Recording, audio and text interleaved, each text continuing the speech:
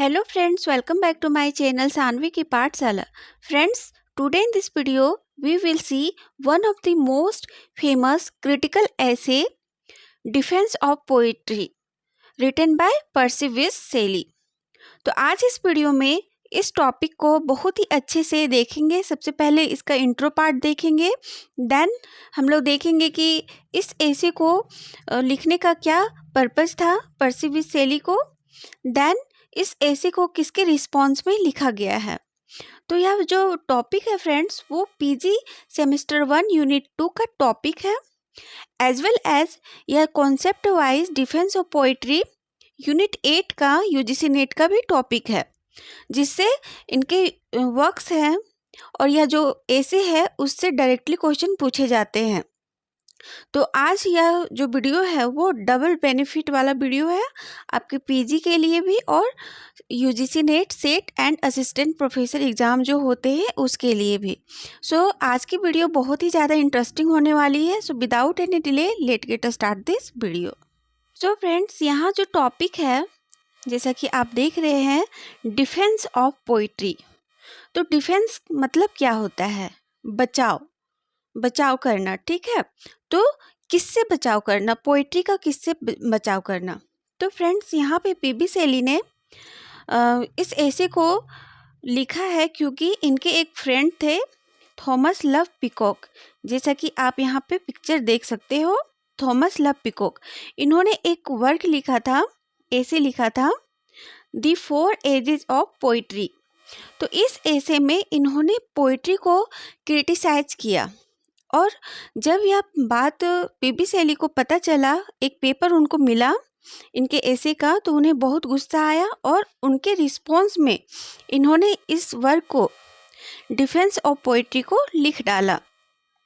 और इसमें इन्होंने क्या क्या बताया है वो मैं आपको नीचे बताऊंगी. तो आपने समझ लिया इस टाइटल का मीनिंग और क्यों लिखा वो भी समझ लिया. अब चलिए थोड़ी सी पीबी शेली के बारे में इनका इंट्रो देखते हैं, देन हम लोग इस टॉपिक को शुरू करेंगे. So friends, PB Shelley was a poet, dramatist, essayist and also novelist. He was an English writer who is considered one of the major English romantic poet.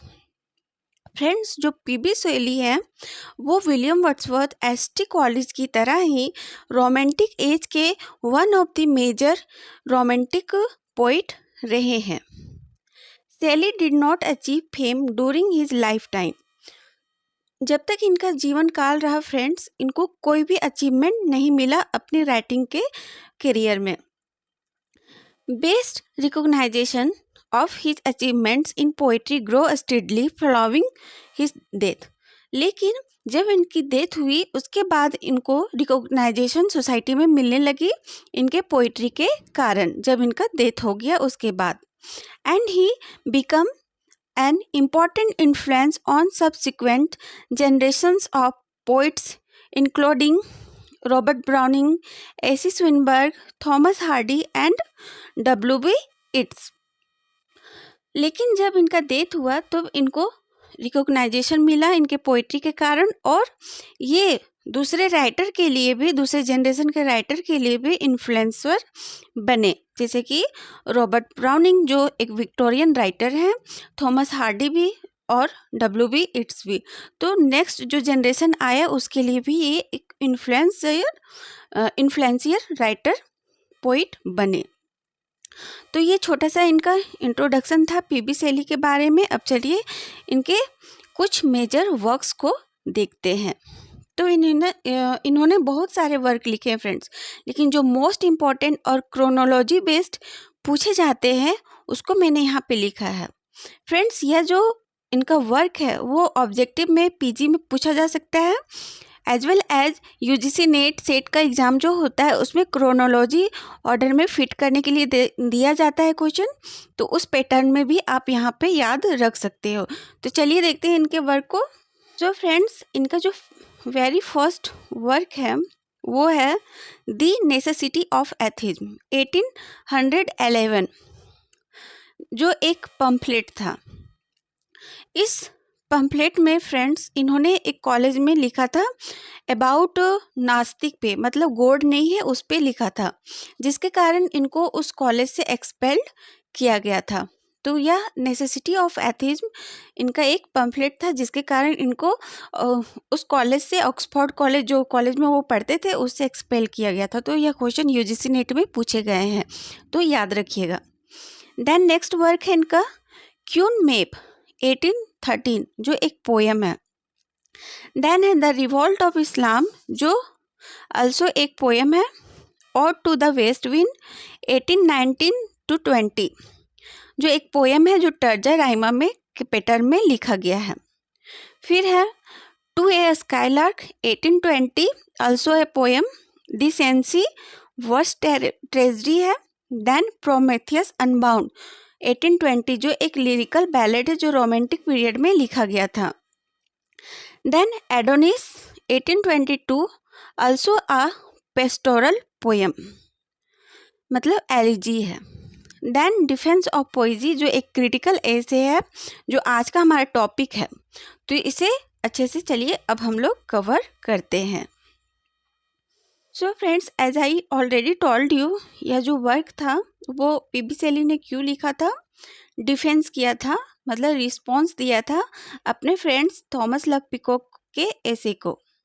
तो इस एसे को इन्होंने लिखा था 1821 में, जब ये जिंदा थे। देन आफ्टर डेथ 1822, इनका जो यह वर्क है वो 1840 में पब्लिश किया गया, 1840 में पब्लिश किया गया, जब इनका डेथ हो गया था उसके 18 साल बाद। देन फ्रेंड्स, यह जो वर्क है वो अनफिनिश्ड एसे है, फिनिश्ड नहीं है। This essay was written in response to his friend Thomas Love Peacock's article The Four Ages of Poetry, published in 1820. इनके जो फ्रेंड थे थॉमस लव पिकॉक, उन्होंने एक आर्टिकल लिखा था, मतलब ऐसे लिखा था 4 एजेज ऑफ पोइट्री 1820 में। तो उस ऐसे को रिस्पॉन्स के जरिए इस वर्क को डिफेंस ऑफ पोइट्री में लिख दिया था पीबी शेली ने, जो मैं आपको पहले बता चुकी हूँ। तो चलिए देखते हैं ये 4 एजेज ऑफ पोइट्री क्या है, इसमें क्या इन्होंने थॉमस लव पिकॉक ने बताया कि पीबी शेली को गुस्सा आ गया और उनको यह ऐसे को लिखना पड़ गया। तो इन दिस ऐसे peacock divided poetry into 4 edges. इस ऐसे में थॉमस लव पिकॉक ने पोइट्री को 4 एजेज में डिवाइड किया है। जैसे कि इंग्लिश लिटरेचर में कई एजेज हैं, जैसे कि ओल्ड मिडिल पीरियड, फिर Chaucerian period, Elizabethan, Jacobean, modern, Victorian etcetera. उसी तरह इन्होंने पोइट्री को 4 एजेज में बांटा है। First is iron age, second is golden age, then third is silver age and fourth is brass age. तो 4 एज में इन्होंने बांट के पोइट्री को बताया है कि पोइट्री किस तरह से था, पहले एग्जिस्ट करता था। तो आयरन एज में इन्होंने बताया है कि this is the first age of poetry when bard celebrates the exploits of chief in rough manner numbers. मतलब इसमें बताया है कि यह जो एज है आयरन एज, इसमें बार्ड्स जो कवि होते थे वो सेलिब्रेट करते थे अपने एक्सप्लॉइट्स को रफ नंबर्स में। देन गोल्डन एज में इन्होंने बताया है कि यह जो एज है वो सेकेंड एज था पोइट्री का, and in this age of perfection. और यह जो एज था वो पोइट्री के लिए एज ऑफ परफेक्शन का था, जब पोइट्री अपने शिखर पे पिनाकल थी, मतलब रिच्ड थी, जब पोइट्री अपने शिखर पे चढ़ी हुई थी। तो यह जो गोल्डन एज है वो एज ऑफ परफेक्शन था पोइट्री का। देन सिल्वर एज में इन्होंने बताया है कि यह थर्ड एज था पोइट्री का, और in this age poetry in this age an age of words that was either imitative or unheroic. और सिल्वर एज में पोइट्री या तो इमेजेटिव थी, इमेजिन जैसा थी, या फिर अनहीरोइक जैसी थी। आई होप आपको समझ में आता होगा। देन लास्ट जो एज है ब्रास एज, इसमें इन्होंने बताया है कि यह पोइट्री का 4 एजेज ऑफ पोइट्री था। When contemporary romantic poets retreated into solitude and private meditation. जब रोमांटिक जो कॉन्टेम्परेरी रोमांटिक पोइट्स थे वो अपने प्राइवेट मेडिटेशन से रिट्रीटेड थे, तो उसे ब्रास एज का पोइट्री कहा गया था। आई होप आपको समझ में आया होगा फ्रेंड्स कि थॉमस लव पिकॉक ने पोइट्री को 4 एजेस में डिवाइड किया है। पहला iron age, golden age, silver age and brass age. तो इनका डीप में क्या है वो आपको जानना ज़्यादा ज़रूरी नहीं है, क्वेश्चन पूछे नहीं जाते हैं। बस इनका जो कितना पीरियड था, कितना एज था, वो क्रोनोलॉजी ऑर्डर में आपको पूछा जाएगा, तो आपको याद रखना है। First is iron, second is golden, third is silver and fourth is brass age. Then इस ऐसे में थॉमस लव पिकॉक ने पोइट्री के बारे में बताया है कि through this essay Peacock satirical attack on the romantic poets. इस ऐसे के थ्रू थॉमस लव पिकॉक ने रोमांटिक एज के जो पोइट्स थे उस पे अटैक किया है। whom Peacock sees as out of touch with the needs of a modern society. And through this essay, Peacock stated that poetry, once a vital part of society, has become obsolete in a modern industrialized world, arguing that as societies progress, the intellectual role of poets is superseded by philosophers, effectively rendering poetry unnecessary and regressive in its function. मतलब friends, अपने इस essay के through poetry Thomas Love peacock बता रहे हैं कि जो poetry है वो अब डिक्लाइन होते जा रही है, क्योंकि आज के मॉडर्न सोसाइटी में लोग पोइट्री की जो यूटिलिटी है उस पर बहुत कम ध्यान दे रहे हैं। केवल मॉडर्न सोसाइटी के पीछे जो अर्बनाइजेशन जो आ गया है, इंटेलेक्चुअल रोल जो आ गया है, उस पे भाग रहे हैं, पोइट्री पे कोई ध्यान नहीं दे रहा है। पहले जो पोइट्री होता था वो बहुत ही ज़्यादा लोगों को प्रभावित करता था, लोगों को इंटेलेक्चुअल ग्रोथ करवाता था, लेकिन जब से ये मॉडर्न सोसाइटी आया है वो पोइट्री दबसा ही गया है। लोग पोइट्री पे अब ध्यान नहीं दे रहे हैं, जिसके कारण थॉमस लव पिकॉक ने बताया है कि बोला है about poetry decline. Peacock believe that as society becomes more complex, जो सोसाइटी है वो बहुत ही ज़्यादा कॉम्प्लेक्स होते चला जा रहा है, पोइट्री बिकम लेस नेसेसरी। और मॉडर्न सोसाइटी के कारण जो पोइट्री है वो लोगों के लिए बहुत ही लेस नेसेसरी हो चुका है, with philosophers and statement taking on the role of intellectual leaders.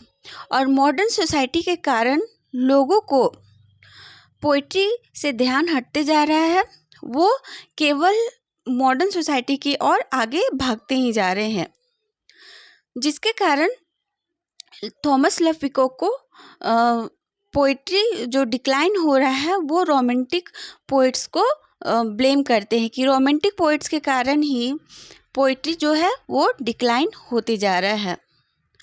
और थॉमस लव पिकॉक ने इस ऐसे में ये भी कहा है कि यूटिलिटेरियन पर्सपेक्टिव, मतलब जो सोसाइटी में मॉडर्न सोसाइटी में जो अर्बनाइजेशन वाला रोल आ गया है ड्यू टू इंडस्ट्रियल जो बहुत सारे आ गए हैं, जिसके कारण लोग उसके पीछे भाग रहे हैं। एंड पिकॉक कहते हैं peacocks argument is largely based on a utilitarian views valuing practical knowledge and progress over the aesthetics value of poetry। मतलब ये बोलते हैं कि पहले जो पोइट्री था वो लोगों को बहुत ही ज़्यादा इंटेलेक्चुअल बोधित करता था, मतलब ज्ञान देता था। लोग उसके बिना नहीं रह पाते थे। लेकिन जैसे ही मॉडर्न सोसाइटी आ गई है, अर्बनाइजेशन आ गया है, लोग उसके पीछे भाग रहे हैं और पोइट्री को पीछे छोड़ते ही जा रहे हैं। सो फ्रेंड्स, मिला जुला के इस एसे में थॉमस लव पिकॉक ने बोला है कि जब से मॉडर्न सोसाइटी आया है, लोग पोइट्री को पीछे छोड़ दिए हैं। पोइट्री से कोई ज़्यादा मतलब नहीं रख रहा है, बस अपने मॉडर्न सोसाइटी के ओर आगे भागते जा रहे हैं और पोइट्री को पीछे छोड़ दिए हैं। तो इस तरह से अपने इस एसे में थॉमस लव पिकॉक ने पोइट्री के बारे में अपना एडवाइस दिए हैं। जब यह जो एसे का पेपर है वो इनके दोस्त पीबी शैली को मिला तो उनको बहुत गुस्सा आया और उन्होंने बताया कि ऐसा कोई भी बात नहीं है, और इन्होंने एक ऐसे लिखा डिफेंस ऑफ पोइट्री, और उसके रिस्पॉन्स में इन्होंने पोइट्री क्या है, किस तरह से है, वो बताया है। तो यहीं पे लिखा हुआ है friends, but PB Shelley reject his ideas of Thomas Love Peacock based on poetry, and in his own essay Defense of Poetry he said, अपने डिफेंस ऑफ पोइट्री में पीबी शैली ने थॉमस लव पिकॉक को response देते हुए बोला है, poetry is a vital force of good in society. जो poetry है वो सोसाइटी के लिए एक वाइटल फोर्स है, acting as a powerful tool for moral development.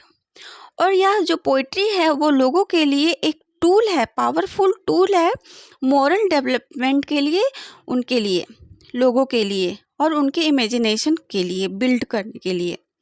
With poets essentially serving as acknowledged legislator of the world. मतलब ये बोलते हैं कि पोइट्री से लोग अपने अलग अलग लॉज को बना रहे हैं, मतलब अननॉलेज्ड लेजिस्लेटर ऑफ द वर्ल्ड। तो ये फेमस कोट है फ्रेंड्स। ये कोट आपको पूछे जाते हैं कि ये जो कोट है वो किस पोइट ने बोला है, किस वर्क में, तो आपको यहाँ पे याद रखनी है। By shaping human perception and inspiring novel ideals through their creative expression, he argues that imaginations as expressed through poetry is superior to reason alone in understanding and improving the human condition। मतलब बोलते हैं कि जो poetry है वो लोगों को लो बनाने के पीछे बहुत ही ज़्यादा मदद कर रही है, और ये जो पोइट्री है वो एक सुपीरियर टूल है लोगों को रीजन के बारे में समझाने में और इम्प्रूविंग द ह्यूमन कंडीशन। तो पोइट्री एक वाइटल टूल है हर इंसान के लिए एक सोसाइटी में। तो ये बताते हैं और कुछ अपने पॉइंट्स को भी देते हैं, जैसा कि यहाँ पे है। फर्स्ट की पॉइंट्स में ये रिप्लाई देते हैं, रिस्पॉन्स देते हैं थॉमस लव पिकॉक को। जो पोइट्री है फ्रेंड्स, मतलब वो थॉमस लव पिकॉक को बोलते हैं कि जो पोइट्री है वो है इमेजिनेशन ओवर रीजन। मतलब अगर रीजन है तब इमेजिनेशन होगा, और इमेजिनेशन है तब भी रीजन होगा। मतलब ये दोनों जो कंपोनेंट्स है वो मोस्ट इम्पॉर्टेंट है पोइट्री के लिए। तो ये बोलते हैं कि रीजन है वो he tells us is logical thought.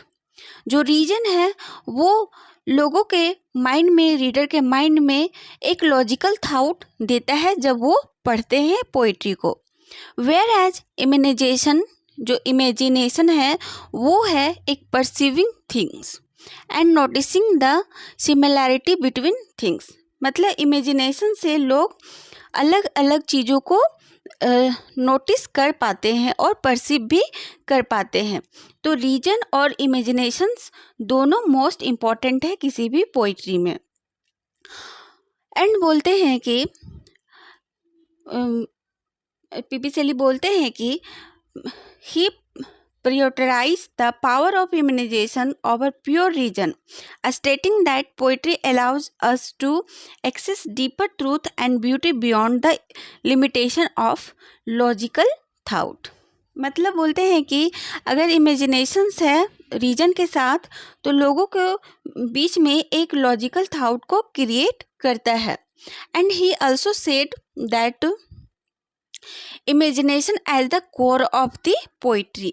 जो इमेजिनेशंस है वो एक कोर पार्ट होता है किसी भी पोइट्री में, और जो पोइट है उसको मदद करता है सोच सोच के पोइट्री को लिखने में। जैसे कि यहाँ यह बोलते हैं, Shelley emphasise the importance of imagination as the driving force behind poetry.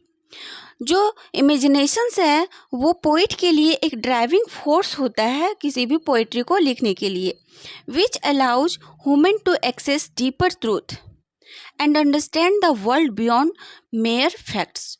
जो हेल्प करता है रीडर्स को रीडर्स को डीपर ट्रूथ जानने के लिए।